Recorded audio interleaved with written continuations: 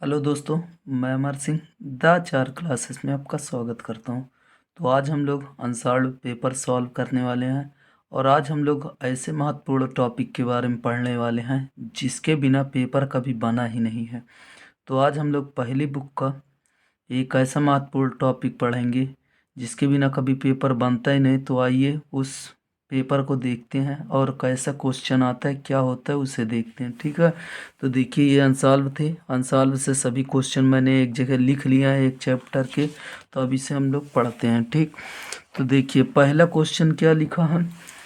ओमी तथा अनओमी प्रतिरोध से क्या तात्पर्य है। अनओमी परिपथ के लिए वोल्टता तथा धारा के बीच ग्राफ खींचकर गयात्मक प्रतिरोध को परिभाषित कीजिए। ये क्वेश्चन देखिए कब पूछा गया था, 2023 बीएस सेट में और 2022 जीएस सेट में। ठीक है, तो ये क्वेश्चन ऐसे हैं जो कि हर साल पूछे जाते हैं। तो आइए इसका परिभाषा देखते हैं। और अगर अभी तक आपने वीडियो नहीं देखा तो 3 वीडियो ऐसे ही महत्वपूर्ण टॉपिक का बनाया गया जो कि अनसॉल्व से सभी क्वेश्चन सॉल्व कराए गए हैं, तो उसे आप लोग ज़रूर देख लीजिए। तो देखते हैं ओमी परिपथ क्या होता है। तो देखिए एकदम आसान भाषा में लिखेंगे, वे वैद्युत परिपथ जो ओम के नियम का पूर्णतः पालन करते हैं ओमी परिपथ कहलाते हैं। अब देखिए ग्राफ पूछा था, तो देखिए ये वी और आई का ग्राफ है। ठीक है, वी विभवांतर है, आई वैद्युत धारा है। तो इसमें आप इतना लिख देंगे, जैसे में लिखेंगे जैसे सभी धात्विक चालक, जैसे तांबे का तार, टंगस्टन का तार आदि, ये सभी ओमी परिपथ का पूर्णतः पालन करते हैं। उसके बाद क्वेश्चन था अनओमी परिपथ। तो वे वैद्युत परिपथ जो ओम के नियम का पालन नहीं करते अनओमी परिपथ कहलाते हैं।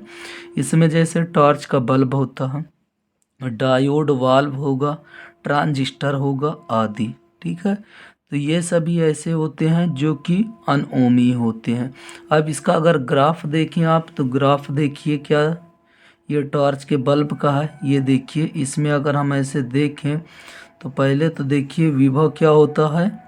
पहले देखिए धारा का मान बढ़ता गया, विभव का मान भी, लेकिन उसके बाद अगर आप देखें तो इधर धारा नहीं बढ़ रही है जबकि विभव इधर देखिए बढ़ता जा रहा है। ठीक है, इसी प्रकार यहाँ पे भी देख लीजिए। ठीक, अब आपसे क्वेश्चन में और क्या पूछा था, देखिए क्वेश्चन में पूछा था गयात्मक प्रतिरोध को परिभाषित कीजिए।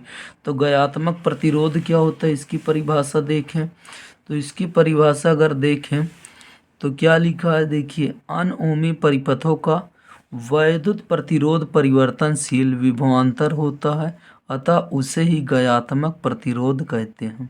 तो एकदम छोटी सी परिभाषा है, इसे आप याद कर लीजिएगा। अनओमी परिपथों का वैद्युत प्रतिरोध परिवर्तनशील विभवांतर होता है, अतः उसे ही गयात्मक प्रतिरोध कहते हैं। फार्मूला ये होता है गयात्मक प्रतिरोध बराबर डेल्टा वी अपॉन डेल्टा आई। अगर आपको ये अच्छा लगता है तो आप ये वाली याद कर लीजिए, नहीं एकदम यहाँ से फार्मूले से लिख लीजिए। वैद्युत विभवांतर में परिवर्तन और वैद्युत धारा के अनुपात, ये जो बटे लगा रहता है इसे हम अनुपात बोलते हैं। तो वैद्युत विभवांतर में परिवर्तन और वैद्युत धारा में परिवर्तन के अनुपात को गयात्मक प्रतिरोध कहते हैं। अब देखिए अगला क्वेश्चन क्या है, विद्युत परिपथ के लिए किरचॉफ के दोनों नियमों को समझाइए। तो अब देखिए इसके दोनों नियम बहुत महत्वपूर्ण है, पूछे कब गए हैं, 2022 जीए, जीडी और जीजी सेट। ये टोटल 8 सेट पेपर बनते हैं जिसमें से 3 सेट में क्वेश्चन पूछा गया था और 2023 में भी ये देखिए अभी पूछा गया था बीएस सेट में। ठीक है, तो इसमें आइए देखते हैं इसका आंसर। इसका आंसर देखिए किरचॉफ के 2 नियम होते हैं। किरचॉफ के कितने नियम होते हैं, 2 नियम होते हैं।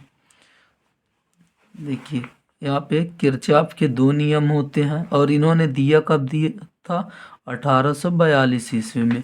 तो देखिए लिखेंगे क्या, सरल वैद्युत परिपथों को ओम के नियम की सहायता से हल करते हैं, परंतु अनेक जटिल परिपथ के विभिन्न चालकों के बीच धारा का वितरण ज्ञात कर सकते हैं। तो इसका जो मेन कारण था ये आया क्यों और इसका उद्देश्य क्या था।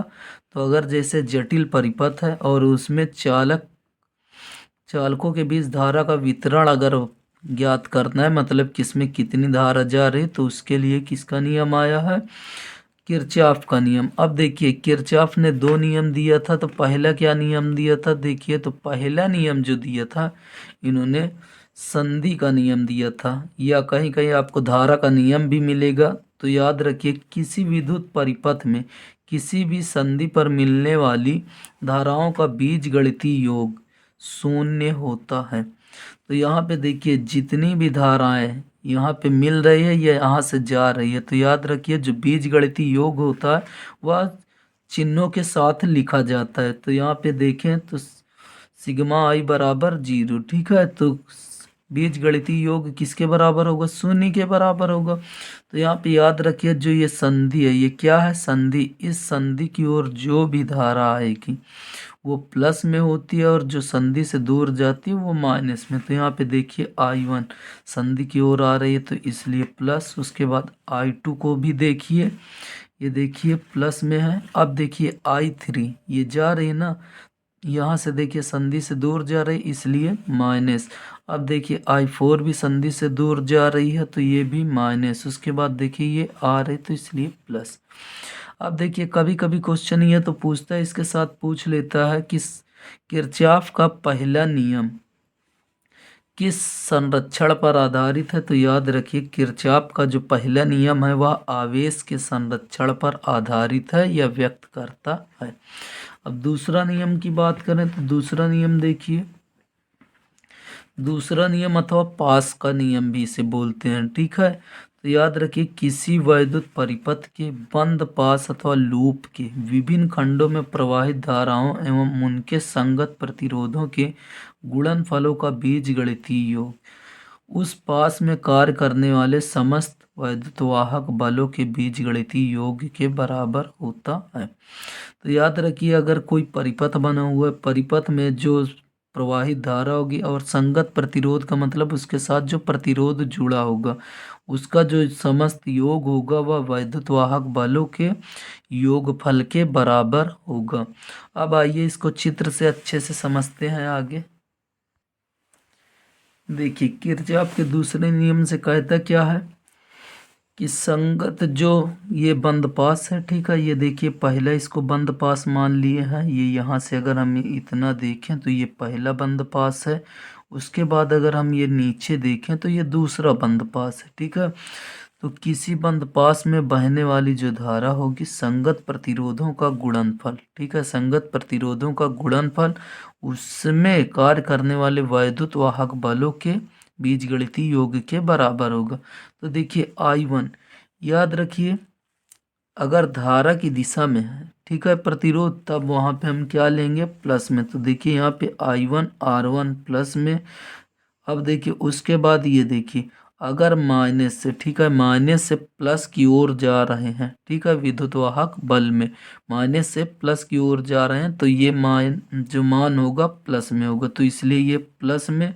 अब देखिए I1 ये धारा ऐसे आ रही है जबकि I2 धारा इसके विपरीत दिशा में है। तो विपरीत दिशा में होने के कारण ये I2 का जो मान होगा वह माइनस में लिखा जाएगा। इसके साथ प्रतिरोध क्या है R2, तो I2 इंटू R2। अब देखिए यहाँ पे अगर प्लस से माइनस की ओर, ठीक है, विद्युत वाहक बल में याद रखिए कि अगर माइनस से प्लस की ओर जा रहा है तो विद्युत वाहक बल E का मान जो होगा वह प्लस में लिया जाएगा, और प्लस से माइनस की ओर जा रहा है तो विद्युत वाहक बल का मान माइनस में होगा, ठीक। तो यहाँ पास देखिए माइनस से प्लस की ओर जा रहा है इसलिए प्लस में। उसके बाद ये देखिए प्लस से माइनस की ओर ना, प्लस से माइनस की ओर इसलिए माइनस में। तो ये देखिए माइनस में यहाँ पे लिखा गया। इसी प्रकार बंद पास 2 के लिए इसमें भी देखते हैं वैसे। अब देखिए यहाँ से धारा इधर जा रही है तो धारा की दिशा में है तो I2 इंटू R2, ठीक है, इसमें बहने वाली धारा क्या होगी यहाँ पे I2 इंटू R2।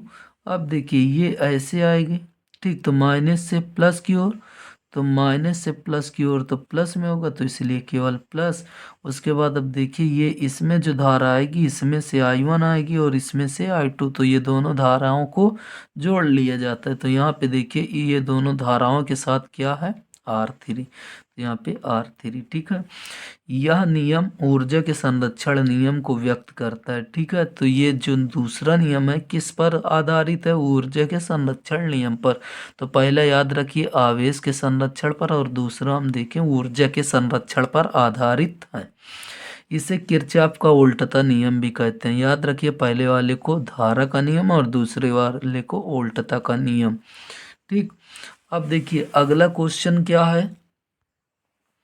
देखिए क्वेश्चन क्या था, मुक्त इलेक्ट्रॉनों के अपवाह वेग की परिभाषा, ठीक है। अपवाह वेग को अनुगमन वेग भी कहते हैं, ये बहुत इंपॉर्टेंट है। उसके बाद देखिए तथा अपवाह वेग एवं धारा में संबंध, ठीक, धारा घनत्व में संबंध। और ये क्वेश्चन देखिए कब पूछा गया है, 2023 बीटी सेट में और 2022 में, ठीक है। ये क्वेश्चन थे कब पूछे गए। अब इसका आंसर देखिए, लिखते हैं आंसर क्या होता है ये देखते हैं अच्छे से।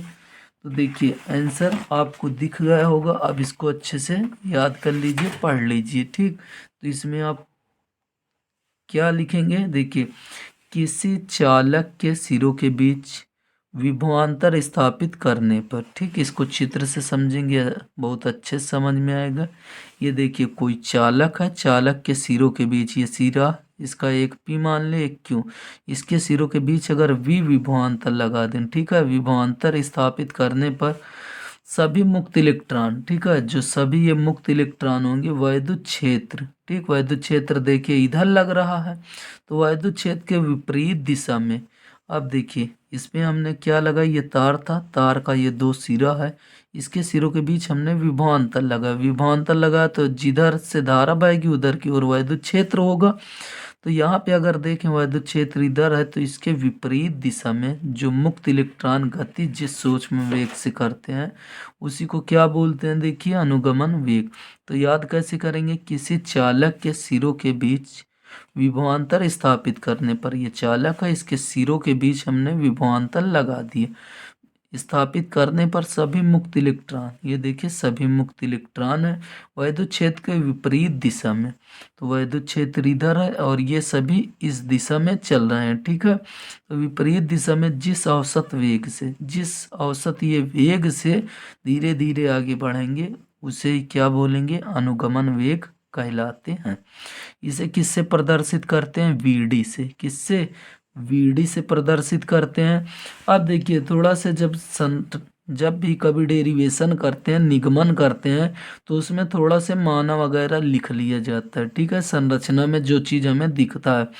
तो अब दिख क्या रहा है, मान लेते हैं माना चालक छड़ की, ठीक है, माना चालक छड़ की लंबाई पी क्यू। अगर इसका अंतिम सिरा देखें क्या है, पी क्यू, तो चालक छड़ की लंबाई कितनी है, पी क्यू।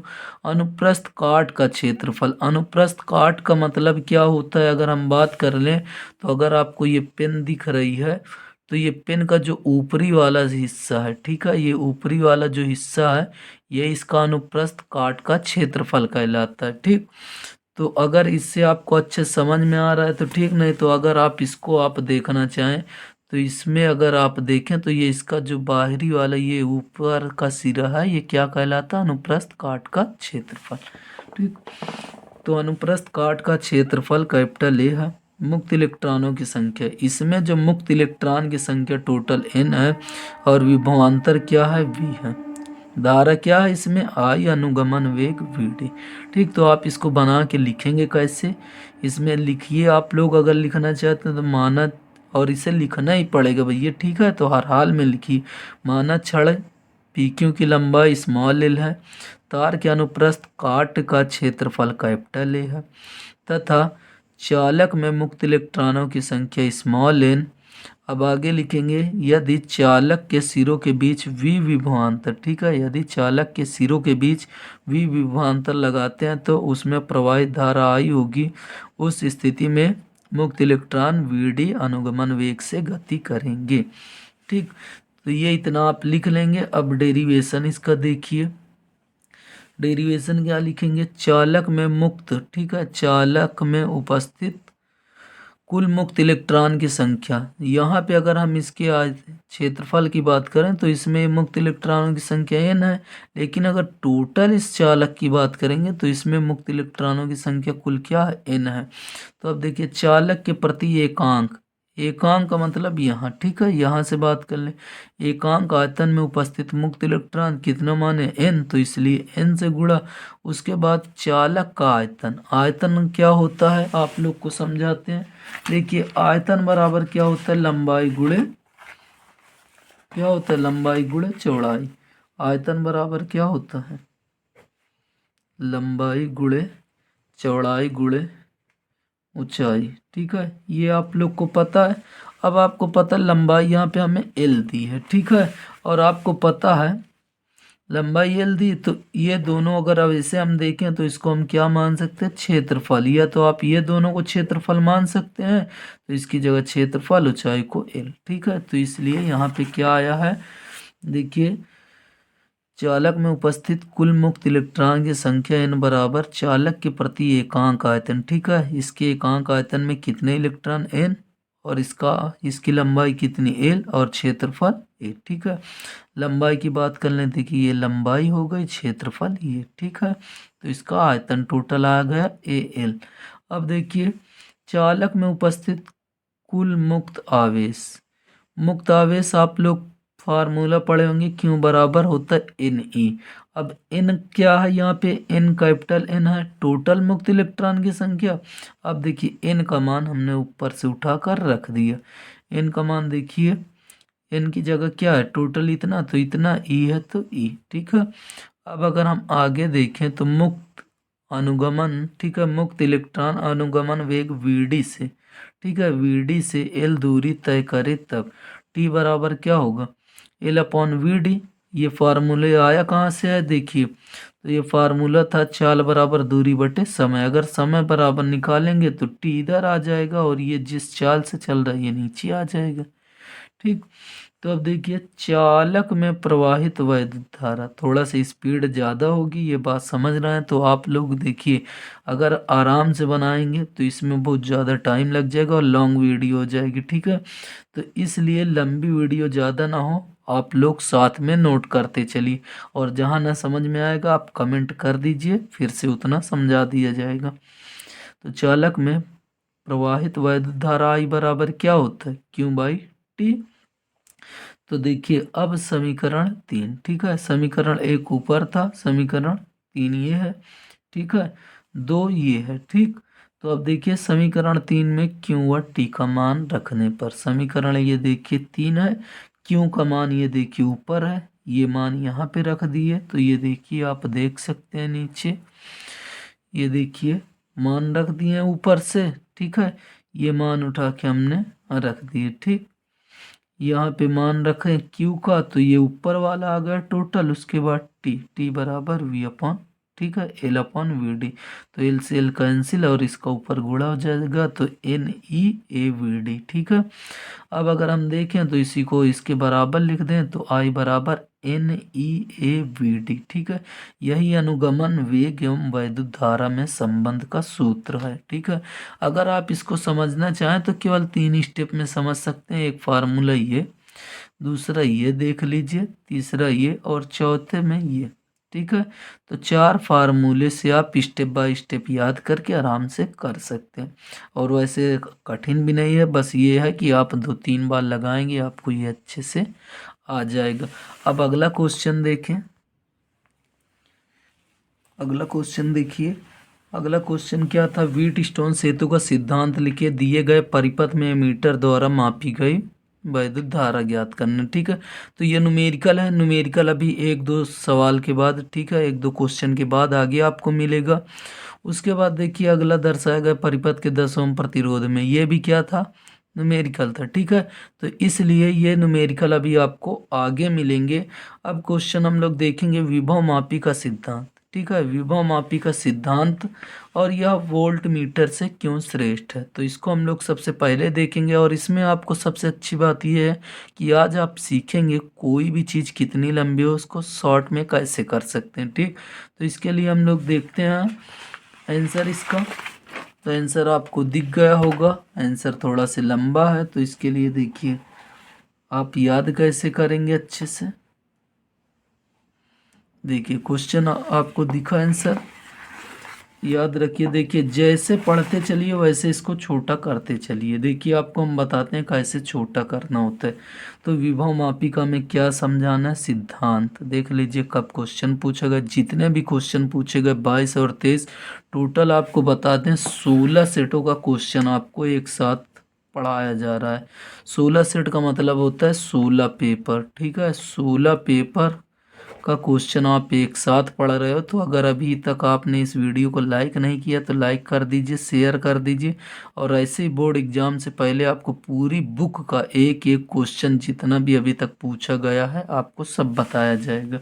तो अब देखिए इसको हम देखते हैं, विभव मापी का सिद्धांत।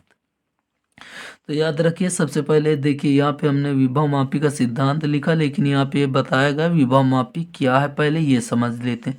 विभव मापी सेल का वैद्युत वाहक बल अथवा किसी वैद्युत परिपथ के दो बिंदुओं के बीच का विभवांतर नापने का यथार्थ उपकरण है। ये था विभव मापी क्या है, ठीक है। अब इसका जो हमसे मेन पूछा गया है वो अब देखते हैं सिद्धांत। सिद्धांत कैसे याद करेंगे, देखिए सिद्धांत में याद रखेंगे विभव मापी लंबा व एक समान व्यास तार ए बी, ठीक है। अगर हम बात कर लें इसके, देखिए तार ए बी, तो ये देखिए तार अगर हम इसको मान ले ए और ये बी, ये जो तार होगा इसकी मोटाई क्या होगी, समान होगी। मोटाई समान होगी तो ये बताइए इसका व्यास जो होगा, व्यास भी एक समान होगा, ठीक है। तो आगे देखिए व्यास एक समान होगा, लंबा व एक समान व्यास का तार, ठीक है। ए बी, ये लंबाई इसकी क्या है ए बी, प्रतिरोध दोनों, ठीक है। ए बी दोनों सिरा।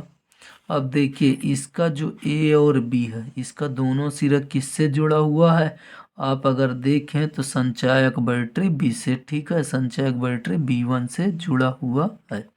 तो आप सबसे पहले इतना याद रखेंगे कि विभव मापी में एक लंबा एक समान व्यास होता है। ये देखिए एक लंबा एक समान तार का व्यास होता है, ठीक है।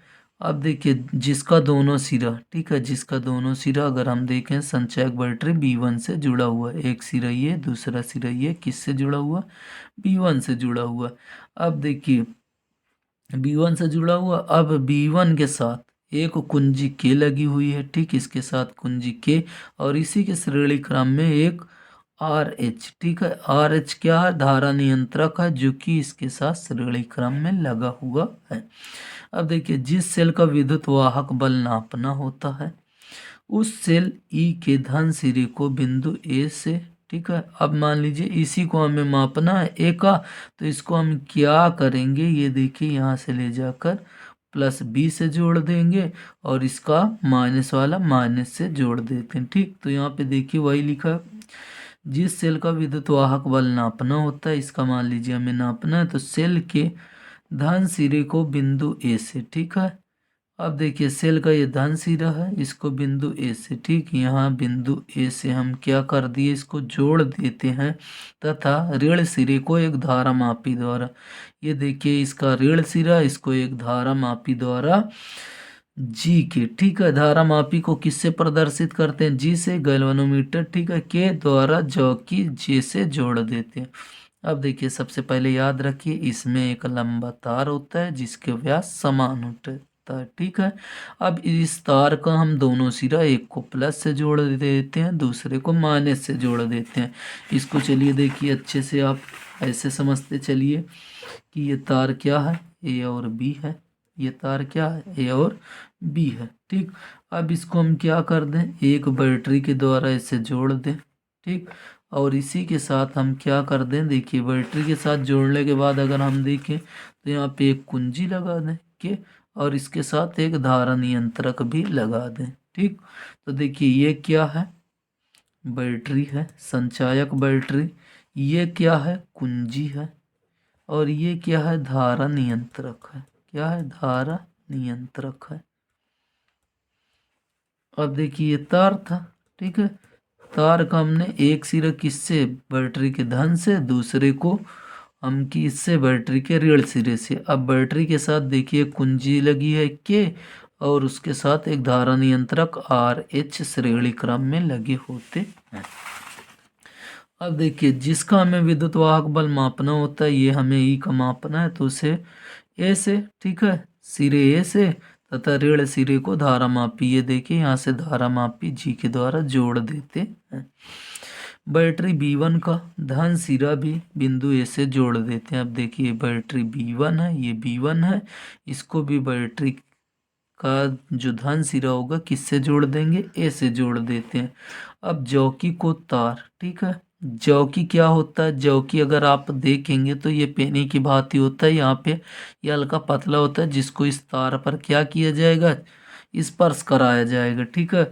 अब देखिए जौकी को तार AB पर खिसका कर इस पर खिसकाया जाएगा, खिसका कर कहीं भी खिसका सकते हैं, ठीक है। बैटरी B1 से वैद्युत धारा तार AB में, ठीक है। अब देखिए यहाँ से जो होगी तार AB में धारा प्रवाहित होने लगेगी।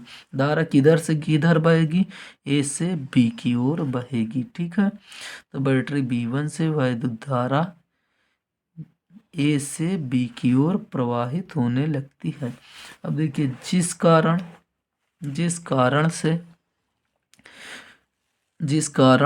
A से B की ओर तार के प्रत्येक बिंदु पर वैद्युत विभव गिरता जाता है। अब देखिए यहाँ से अगर इधर वैद्युत धारा आएगी तो आपको पता है कि जहाँ पे ज़्यादा, यहाँ पे ज़्यादा होगी, उसके बाद जैसे इधर आते जाएंगे इसका कम होता चला जाएगा विभव, ठीक।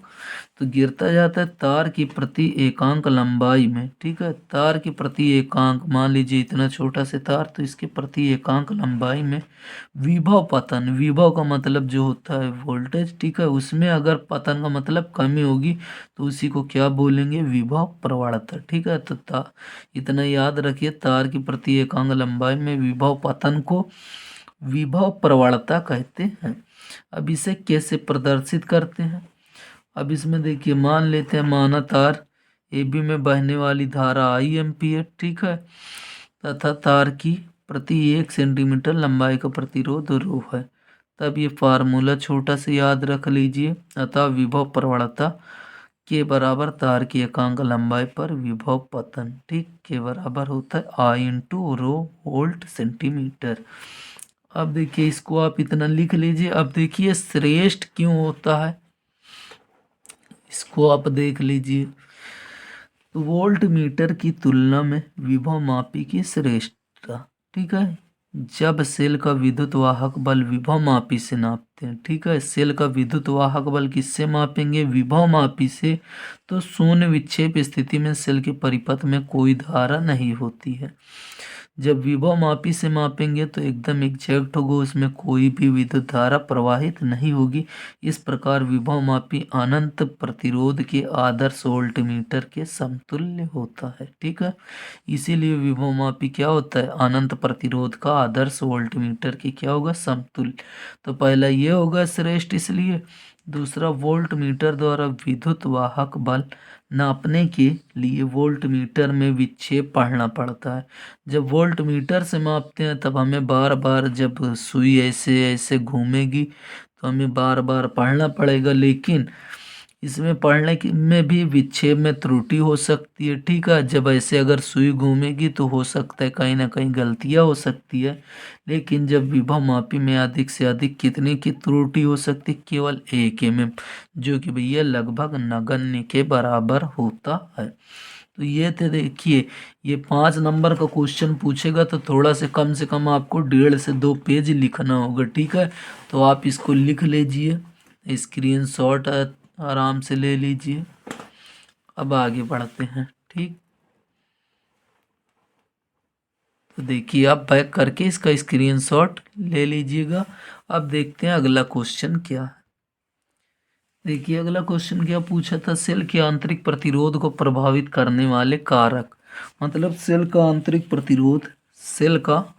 प्रतिरोध किन किन बातों पर निर्भर करता है। तो याद रखिए, सेल का आंतरिक प्रतिरोध निम्न कारकों पर निर्भर करता है। पहला, वैद्युत अपघट की सांद्रता पर, मतलब उसके अंदर जो सांद्रता होगी अगर आप उसको बढ़ाएंगे तब आंतरिक प्रतिरोध का मान भी बढ़ेगा। ठीक है, तो वैद्युत अपघट की सांद्रता बढ़ाने पर सेल का आंतरिक प्रतिरोध भी बढ़ता है। ठीक, पहला पॉइंट आप ये लिखेंगे। दूसरा क्या, इलेक्ट्रोडों के बीच की दूरी बढ़ाने पर, इलेक्ट्रोड के बीच की दूरी जितना ज़्यादा बढ़ाते जाएंगे आंतरिक प्रतिरोध का मान भी उतना ही बढ़ेगा। ठीक, तो इसमें भी लिख लीजिए, इलेक्ट्रोडों के बीच की दूरी बढ़ाने पर आंतरिक प्रतिरोध का मान बढ़ेगा। फिर वैद्युत अपघट में डूबे इलेक्ट्रोडों के क्षेत्रफल पर। ठीक है, तो वैद्युत अपघट के में डूबे इलेक्ट्रोडों के क्षेत्रफल बढ़ाने पर, ठीक है, जितना अगर हम उसकी प्लेटों की क्षेत्रफल बढ़ाते जाएंगे उतना आंतरिक प्रतिरोध घटता जाएगा। चौथा पॉइंट अगर हम देखें तो वैद्युत अपघट्य के ताप पर, अगर जितना वो गर्म होता जाएगा तापमान बढ़ता जाएगा आंतरिक प्रतिरोध का मान भी उतना कम होता जाएगा। अब अगला क्वेश्चन देखते हैं। पूछा क्या था, व्हीट स्टोन सेतु का सिद्धांत। ठीक है, तो व्हीट स्टोन सेतु ये वेरी मोस्ट इम्पोर्टेंट क्वेश्चन है। ठीक है, 2022 में पूछा गया और 23 में भी पूछा गया क्वेश्चन है। ठीक है, 23 में पूछा गया है, तो याद रखिए। देखिए इसमें ये चित्र इसका होता है, इसमें चित्र में लिखते कैसे हैं, क्या लिखते हैं। व्हीट स्टोन सेतु अगर हम देखें तो इसकी कुल मिला के संरचना लिखते हैं, तो संरचना याद रखिए कैसे लिखेंगे। देखिए, 4 प्रतिरोध पी क्यू आर एस को एक समांतर चतुर्भुज ABCD की भुजाओं के अनुदिश अनुसार जोड़ दिया जाता है। अगर हम देखें तो यहाँ पे, ठीक है, ये देखिए अगर हम देखें तो इसको हम क्या करें, ऐसे जोड़ दें समांतर चतुर्भुज की आकृति में। ठीक है, इसका नाम हम ए दे दें, इसका बी और इसका सी और इसका डी। ठीक, तो देखिए इसमें 4 प्रतिरोध होते हैं, पी क्यू आर एस। ठीक है, जो कि समांतर क्रम में जुड़े होते हैं। ए और बी के बीच पी प्रतिरोध, ठीक है, बी और सी के बीच क्यू प्रतिरोध, ए और डी के बीच आर प्रतिरोध और डी और सी के बीच एस। ठीक है, अब देखिए इन प्रतिरोधों, ठीक है, इसका विकर्ण की बात करें, इसको हम ले जाकर, ठीक है, बिंदु ए और सी के मध्य एक सेल ई के द्वारा, ठीक है, इसके साथ एक कुंजी लगा देंगे K1 के द्वारा, हम इसको सीधा सी से जोड़ देते हैं। ठीक, अब देखिए ये इसका विकर्ण AC का विकर्ण क्या होगा, ठीक है, AC ये इसका विकर्ण, ठीक, एक हो जाएगा, जिसको हम एक सेल के द्वारा जोड़ देंगे और K1 के द्वारा जोड़ देंगे। सेल क्या है, ये सेल, ठीक है, और ये कुंजी। अब देखिए बी और डी के मध्य एक गैल्वेनोमीटर लगा देते हैं। ठीक है, और इसी के साथ एक कुंजी, दूसरी कुंजी लगा देते हैं K2। ठीक, तो देखिए ये बहुत आसान। इसके बाद ऐसे लिखते चले जाएंगे, 4 प्रतिरोधों P Q R तथा S को एक समांतर चतुर्भुज ABCD भुजाओं के अनुदिश जोड़ देते हैं। ठीक है, अनुसार, तो ये देखिए ए और बी के बीच P, इसके बीच देखिए Q, E R और S, इस प्रकार जोड़ देते हैं। विकर्ण AC के बीच एक बैटरी, ठीक है, विकर्ण AC, ये देखिए विकर्ण इसका AC के बीच एक बैटरी E। ठीक है, एक बैटरी E व कुंजी K1 जोड़ते हैं, इसके साथ ये देखिए कुंजी K1 को जोड़ देते हैं।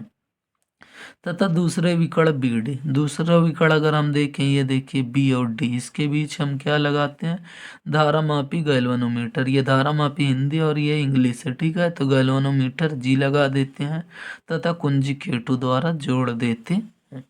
ठीक, तो बस कुछ नहीं था, इसमें समांतर चतुर्भुज बनेगा जिसमें 4 प्रतिरोध लगे होंगे, AC के बीच एक बैटरी लगा देंगे और K1 कुंजी लगा देंगे। ठीक है, और इसके बीच में जो एक विकर्ण होगा उसमें धारामापी G और कुंजी K2 लगा देते हैं।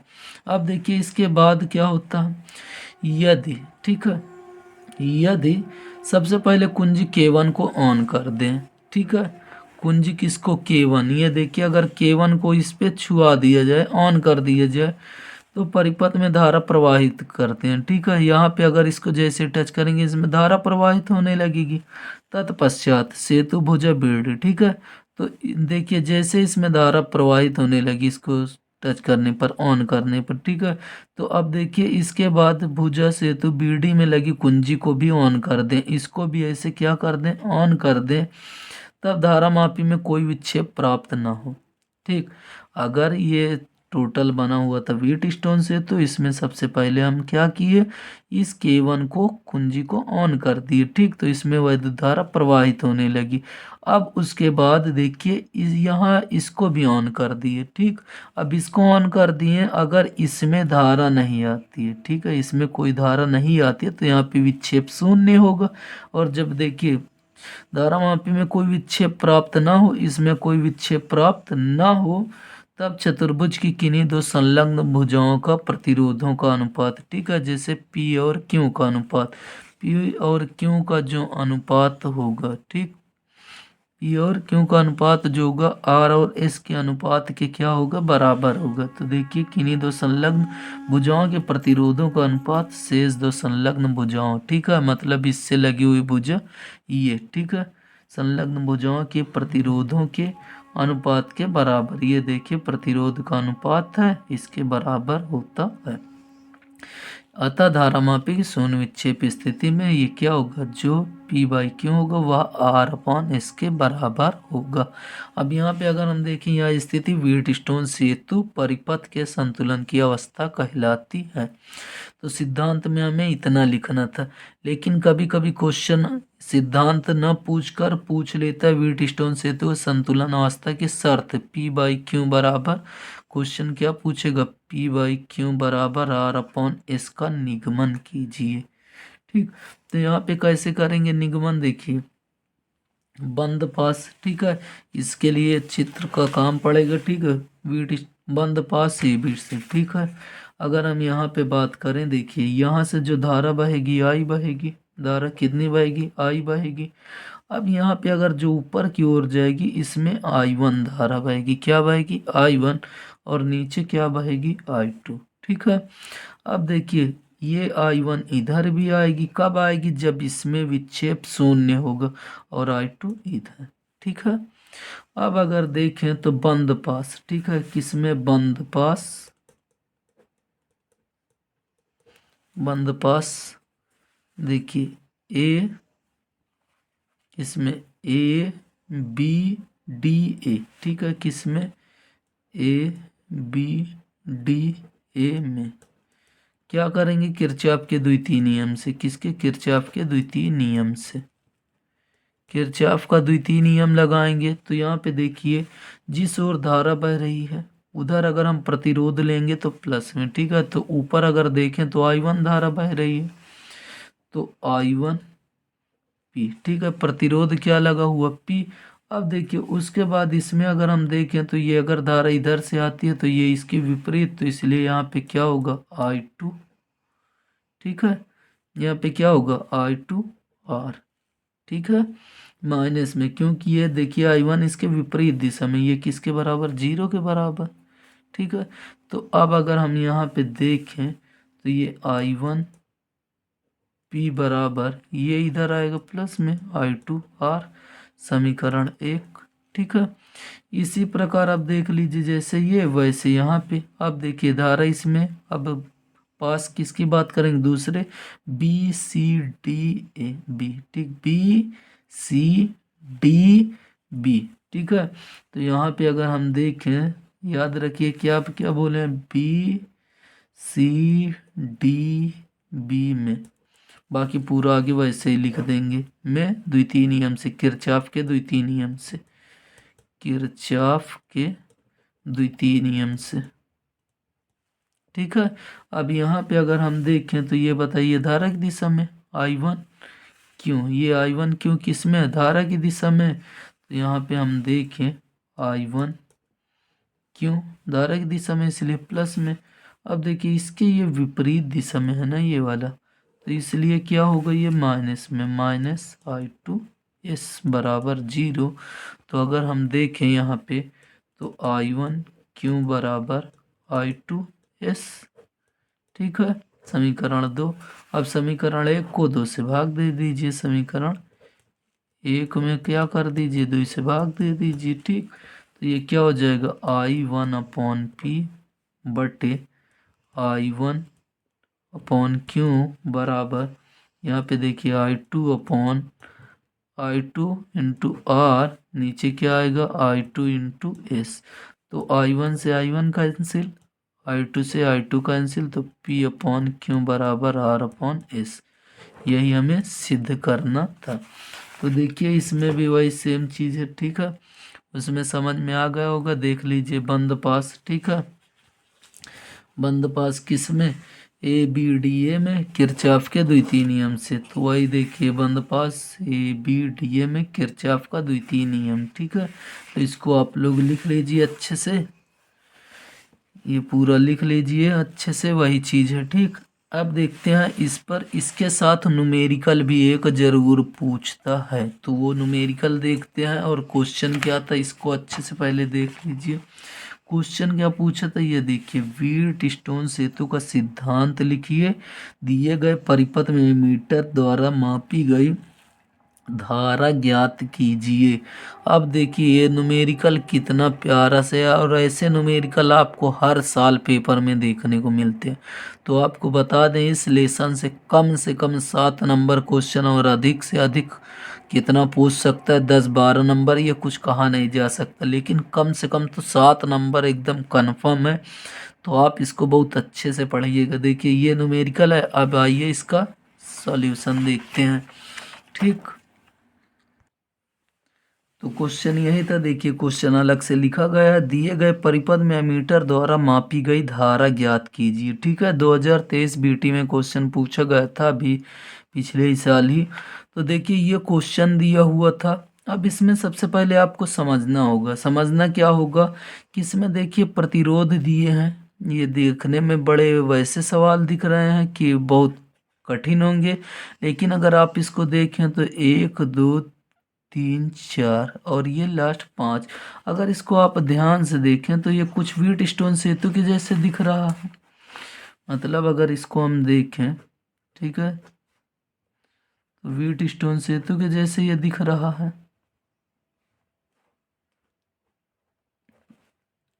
ठीक है। व्हीटस्टोन सेतु के जैसे अगर इसको ये दिया 20 ओम, ये भी दिया 20 ओम, ये भी 20 ओम, और ये भी 20 ओम, और ये 10 ओम, तो आपको ये देख कर पता चलना चाहिए। अगर इसको हम P मान ले, ठीक है, इसको हम क्या मान ले, P मान ले, इसको Q, इसको R और इसको S।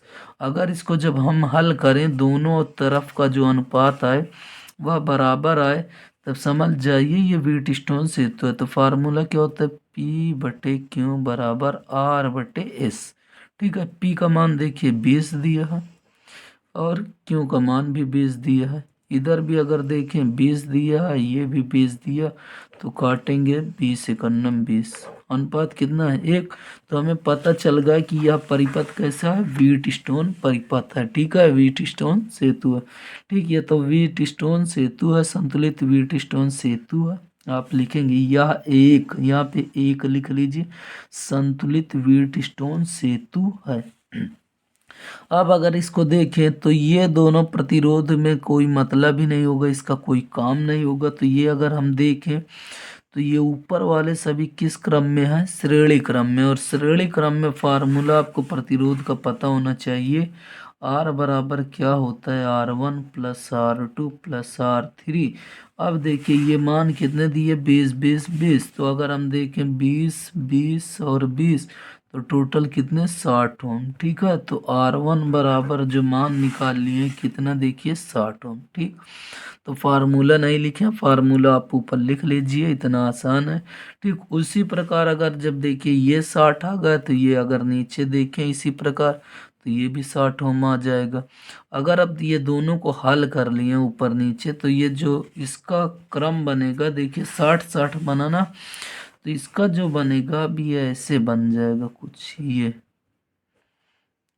कुछ इतना ऐसे बन जाएगा, ठीक है। तो ये भी 60 ओम और ये भी 60 ओम। अब हमें देखकर पता चल रहा है कि ये समांतर क्रम में, तो समांतर क्रम का फार्मूला तो 1/R1 प्लस 1/R2, ठीक है। तो याद रखिए, चाहे आप ये फार्मूला लगा दीजिए, नहीं तो देखिए इसको हल करने के बाद आता क्या है, R2 plus R1 upon LCM लेंगे तो क्या होगा, R1 इंटू आर टू। ठीक है, तो यहाँ पे 1/r है, तो r का मान निकालेंगे, इसको इधर पलट दीजिए, इसको इधर, ये गुणे में है, तो r बराबर हम लोग डायरेक्ट फार्मूला क्या याद करते हैं, r1 into R two upon r1 into R two upon R1 plus R2। ठीक है, ये फार्मूला दो प्रतिरोध के लिए हम लोग सीधा लगा देते हैं। तो देखिए यही फार्मूले का यूज किया गया, 60 है, देखिए ये 60 दिया है, तो यहाँ पे 60 गुणे 60, ठीक, गुणनफल बटे योगफल। अब 60 को 60 में जोड़ दीजिए, तो टोटल अगर हम देखें 6 6 36, अब 2 जीरो तो 2 जीरो, और यहाँ पे हम देखें 60 60 120, जीरो से जीरो कैंसिल, 12 तय 36, जीरो बचा तो 30, कितना है टोटल 30 ओम। आर का मान टोटल कितना 30 ओम। तो यहाँ पे आप देख सकते हैं आर का मान कितना आ गया है, टोटल 30 ओम। ठीक है, R1 और R2 श्रेणी समांतर क्रम में है, तो इसलिए ये कितना आ गया, फार्मूला लगा, और कितना है टोटल 30 ओम, कितना है 30 ओम। अब ये देखिए मीटर में हमसे धारा पूछा था, यहाँ पे धारा पूछा है, तो हमें फार्मूला पता है, आई बराबर वी बटे आर होता है, और वी का मान इसने 60 दे रखा है, तो इसलिए 60, आर का मान अभी 30 निकाले, तो यहाँ से हमने भाग दिए 2 एम्पियर। ठीक है, तो आई का मान कितना है 2 एम्पियर। अब देखिए अगला क्वेश्चन, अगला क्वेश्चन देखिए। हाँ, तो देखिए दोस्तों अगला क्वेश्चन क्या था, दर्शाए गए परिपथ के 10 ओम प्रतिरोध में प्रवाहित धारा की गणना। ठीक है, 2023 बीयू सेट में पूछा गया। आप लोग को एक बार विश्वास ना हो तो आप लोग देख लीजिए आंसर में, ये आपको मिल जाएगा। ठीक है, इसीलिए आपकी आसानी के लिए हमने ये सेट नंबर भी डाल रखे हैं। ठीक है, तो ये क्वेश्चन दिया था, ठीक, और इसमें आपसे पूछा क्या है, देखिए धारा की गणना करना है। तो याद रखिए ये क्वेश्चन, इस पर बहुत क्वेश्चन ऐसे पूछे जाते हैं बोर्ड एग्जाम में, तो ये सब क्वेश्चन इसलिए आप लोग बहुत अच्छे तरीके से लगा कर जाइएगा। ठीक, तो अब देखते हैं इसमें, देखिए हम निकालते कैसे हैं, इसमें किरचॉफ का नियम ही लगाते हैं। तो देखिए बंद पास एक में, ठीक है, अब जब पहला पास लेंगे तो याद रखिए, देखिए हमारी पेन को ध्यान से देखिएगा, ये ऐसे आएगी, ऐसे आएगा, और ये ऐसे, ये ऐसे, ये ऐसे, और ये ऐसे चला आएगा। ठीक है, तो बंद पास पहला एक ये बनेगा। ठीक, तो इसमें देखिए बंद पास एक में, अब वही चीज़ याद रखेंगे कि ये देखिए धारा इधर की ओर बह रही, तो इसमें क्या बह रही, I1। ठीक है, यहाँ से जो धारा क्या बहेगी, I1। तो यहाँ पे अगर हम इस धारा की बात कर लें, ये कौन सी I1 धारा इधर बह रही है। ठीक, इसमें से जो बहेगी, ये इसमें से जो बहेगी I2 धारा, क्या बहेगी I2 धारा। तो यहाँ पे अगर हम देखें तो देखिए यहाँ पे I1 इंटू आर। ठीक है, उसके बाद अगर हम देखें तो यहाँ पे अगर हम इसमें देखेंगे तो ये देखिए I2 धारा इधर से आ रही, I1 इधर से, तो दोनों धाराएं जुड़ जाएगी, तो यहाँ पे जो धारा बहने वाली होगी क्या होगी, I1 प्लस I2। ठीक है, यहाँ पे क्या होगी, I1 प्लस I2। इसको आपको चित्र से बना देते हैं, 3 ओम हो गया। उसके बाद ऊपर अगर हम देखें तो यहाँ पे 10 ओम है, फिर एक बैटरी लगी हुई है। ठीक, फिर यहाँ पे देखें हम 3 वोल्ट की बैटरी, ये वाला बड़ा, ये वाला छोटा। ठीक है, ये प्लस और माइनस का बहुत फर्क होता है। ठीक है, ये हमेशा प्लस वाला बड़ा बनाइएगा। ठीक, नीचे अगर हम देखें तो 6 ओम का प्रतिरोध लगा हुआ ही है। ठीक, इसको हम ऐसे ले जाकर किससे जोड़ देंगे, एक बैटरी 4.5 वोल्ट की बैटरी से जोड़ देंगे। ये 4.5 वोल्ट की बैटरी है। यहाँ पे ये अगर हम देखें कितना, देखिए 3 वोल्ट, 3 वोल्ट 10 ओम, 3 ओम, 3 वोल्ट 10 ओम, और ये 6 ओम, और इधर हम देखें बाहर वाला 3 ओम। तो हमने बताया आपको कि आप सबसे पहले ये वाला, ठीक है, ये आप ऐसे लेंगे। ठीक, ये पहला पास है। ठीक है, ये पहला पास है। ठीक, तो ऐसे इसमें आएगा। ठीक, तो यहाँ से हम लेना शुरू। ठीक है, तो ये I1, इसमें क्या बहेगी I1, तो I1 इंटू 3। ठीक, तो क्या लिखेंगे I1 गुणे 3। अब देखिए इसमें जो धारा आएगी यहाँ से I2 आएगी, क्या आएगी I2, तो I2 इधर से I1, तो यहाँ पे जो धारा हमें मिलेगी I1 प्लस I2 मिलेगी। क्या मिलेगी? I1 प्लस I2 मिलेगी। तो यहाँ पे हम लिखेंगे 6 ओम। ठीक है, या तो I1 प्लस I2 गुणे कितना 6। अब देखिए यहाँ पे याद रखिए इसका जो योग होता है विद्युत वाहक बल, तो किसके बराबर? 4.3 के बराबर होगा। अब यहाँ पे देखिए I1 3I1 प्लस 6 का गुणा करेंगे 6I1 प्लस यहाँ पे 6I2 और यहाँ पे कितना? 4.5। ठीक है, तो अब देखिए ये 6 3 9I1 प्लस 6I2 बराबर कितना? 4.5। ठीक है, इतना तो आपको समझ में आ रहा होगा। अब अगर हम यहाँ पे देखें तो देखिए यहाँ पे अगर हम इसकी बात करें तो 3 कॉमन है। कितना 3 कॉमन? तो 3 त्रिक 9। ठीक है, 3 दूनी 6 और यहाँ पे कॉमन लेंगे तो 15 तय होता है 45। 3 से 3 कैंसिल, तो 3I1 प्लस 2I2 बराबर 1.5 समीकरण 1।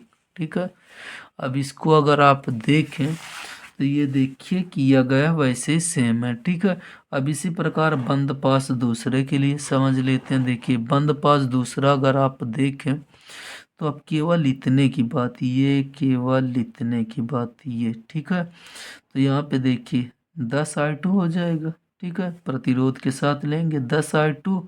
ठीक, 10I2 प्लस अब देखिए यहाँ 6 पर I1 और I2 दोनों, तो 6I1 प्लस I2। ठीक है, अब यहाँ पे देखिए कितने वोल्ट की बैटरी? 3, तो इसलिए 3। ठीक, यहाँ पे कितना था? 4.5, इसलिए 4.5 था। ठीक, अब यहाँ पे देखें समीकरण 1 और 2 बराबर नहीं है। ठीक है, तो यहाँ पे अगर हम देखें 3I1 है और यहाँ पे हम देखें 6I1। तो इसमें हम क्या करें? इसको बराबर करने के लिए यहाँ 2 से गुणा कर दें। ठीक है, तो समीकरण 2 में, ठीक, समीकरण 1 में, समीकरण 1 में 2 से गुणा। ठीक, तो ये देखिए अगर यहाँ पे 2 से गुणा कर दिया जाए तो देखिए 2 तई 6 हो जाएगा। ठीक, 2 से गुणा करके घटाने पर तो देखिए 2 तई, ये देखिए समीकरण 1 है। समीकरण 1 में 2 तई 6I1 प्लस 2 दूनी 4I2 और 2, अगर 15 दूनी 30 करेंगे दशमलव के बाद 0, तो 0 का कोई महत्व नहीं होता, इसलिए नहीं लिखते। अब देखिए समीकरण 2 वैसे ही लिख के फिर हमने माइनस लगा दिए क्योंकि घटाना है। तो यहाँ पे I1 से I1 देखिए 6I1 I1 कैंसिल, यहाँ पे देखिए प्लस और माइनस, ये घट जाएगा, माइनस वाला बड़ा, इसलिए -12 बचेगा I2 और यहाँ ये भी क्या हो जाएगा? कट जाएगा 0। तो I2 का मान जो कितना आया यहाँ पे? 0 एम्पियर। ठीक है, I2 का मान 0 आ गया। तो आपका जब I2 का मान 0 आ जाएगा तो यही आपसे पूछा था 10 ओम में। ठीक, यही मैं आपसे पूछा था, तो I2 का मान 0 आंसर इसका हो जाएगा। अब देखिए एक सवाल और बचा है, उसके बाद एक सवाल आप लोग के लिए होमवर्क होगा।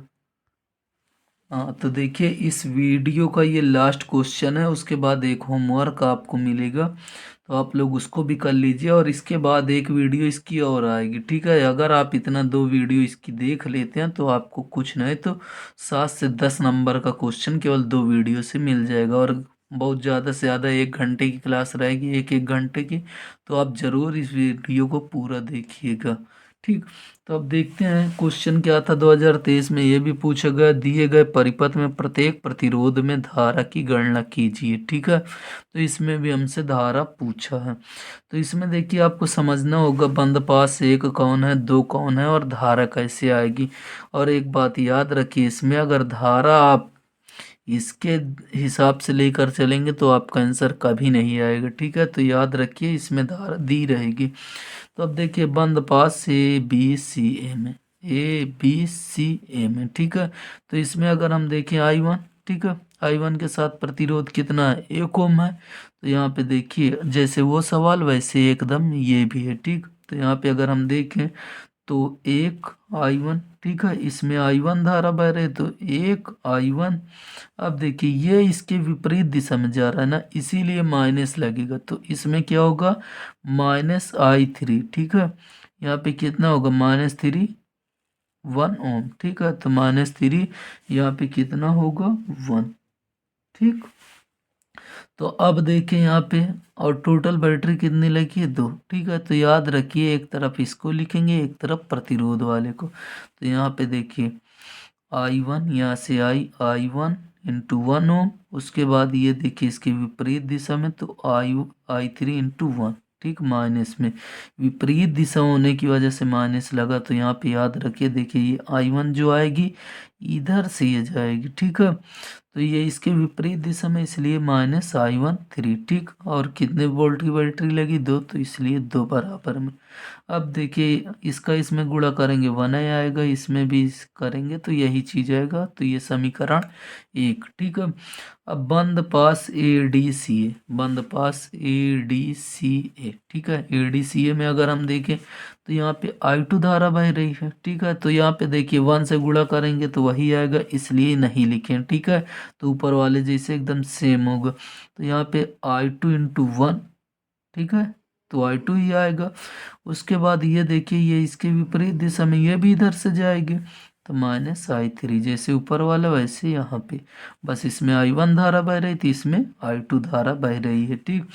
तो ये समीकरण क्या बन गया 2।